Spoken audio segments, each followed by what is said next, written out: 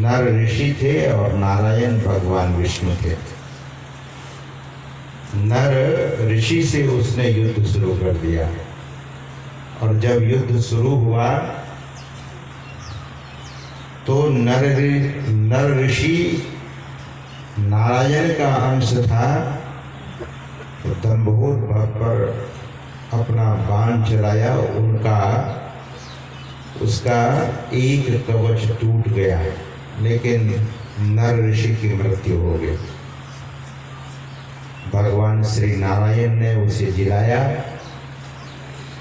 और नर ऋषि से भगवान नारायण ने कहा कि अब हम लोगों को तपस्या करनी पड़ेगी।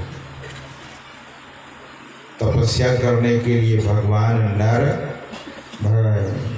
नारायण और नर ऋषि दोनों चले गए बद्रिका धाम।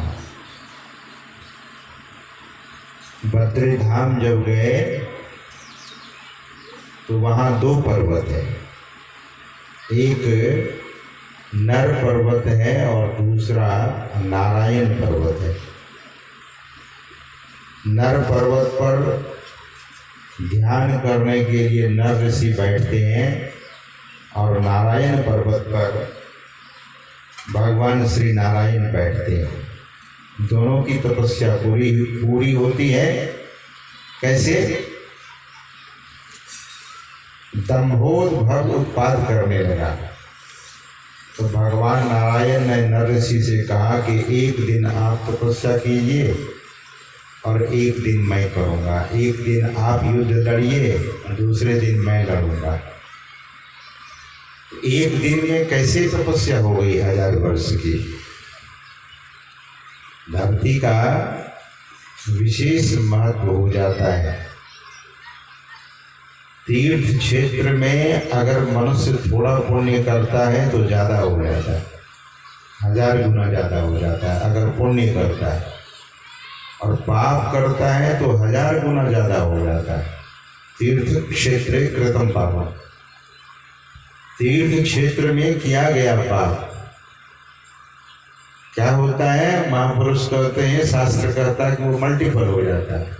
एक ही दिन ध्यान करते थे, एक दिन तपस्या करते थे तो 1000 दिनों का फल उसे प्राप्त हो जाता था।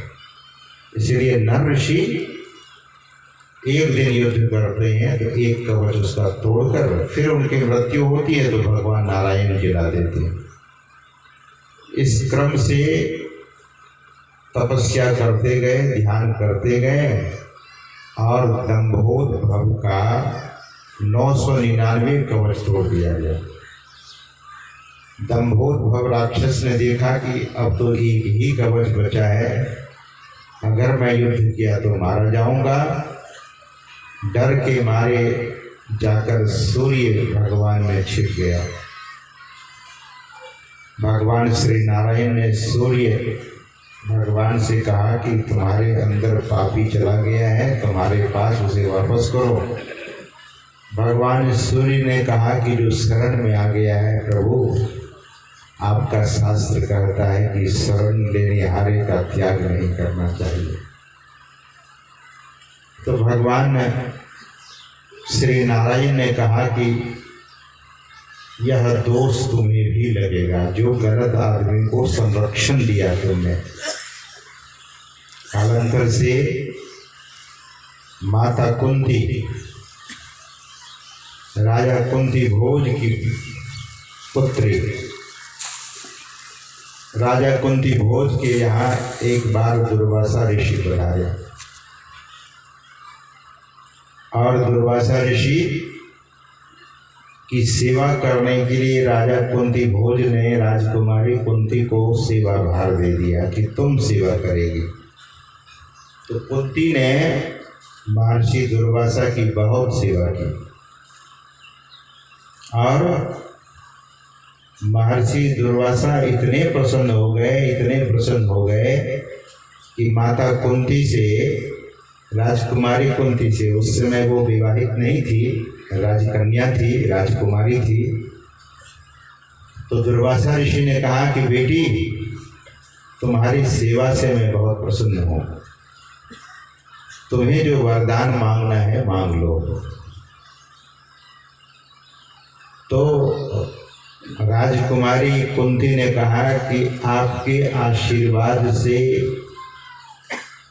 मुझे किसी चीज की कमी नहीं है।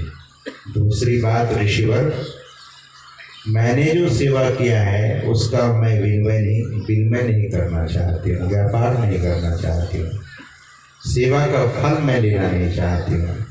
सेवा का फल अगर मैं मांगती हूँ तो ये ठीक नहीं होगा। गुरुजनों से, आप जैसे महापुरुषों से मैंने सुनी है। तो दुर्वासा ऋषि ने कहा कि बेटी ठीक है, तुम कुछ नहीं चाहती है, लेकिन मैं एक मंत्र बताकर तुम्हें जा रहा हूँ।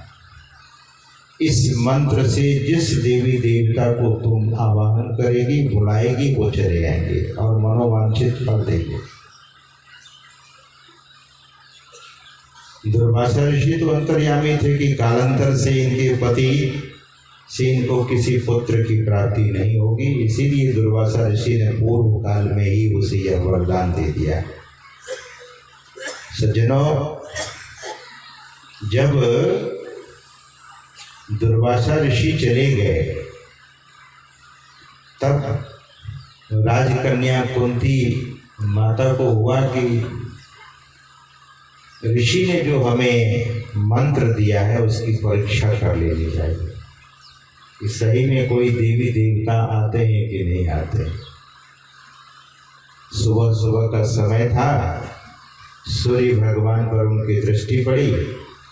सूर्य भगवान की तरफ मुंह करके जो मंत्र दिया गया था उस मंत्र को बोलती है तो भगवान सूर्य उनके सामने अंश रूप में प्रकट हो गए।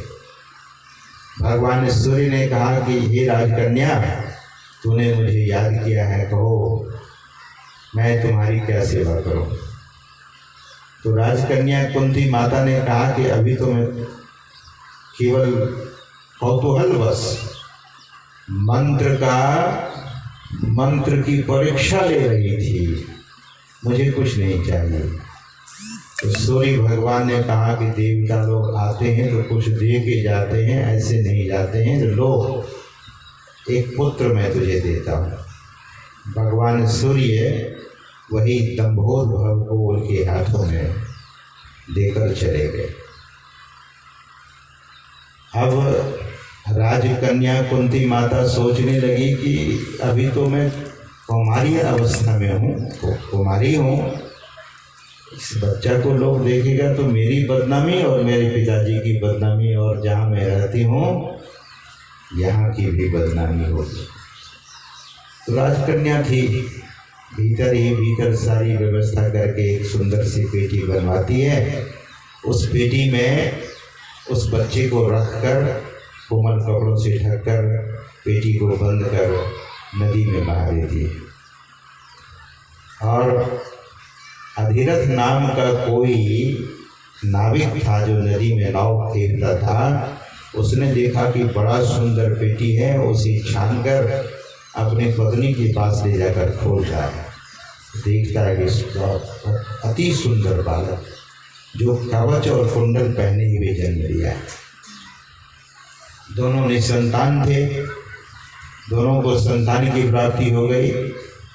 अधिरथ की पत्नी का नाम था राधा। तो उस बच्चे को राधे राधे, पहले जमाने में जैसे सारी पुत्र जो थे उनकी माता का नाम था सारी, तो सारी पुत्र कहलाया। पहले माँ के नाम पर या कभी कभी पिता के नाम पर भी पुत्र का नाम रखा जाता था। सज्जनों, अब वही राधे कालांतर से ही दुर्योधन से मित्रता हुई। मैं संक्षेप में सुना रहा हूँ। दुर्योधन से जब मित्रता हुई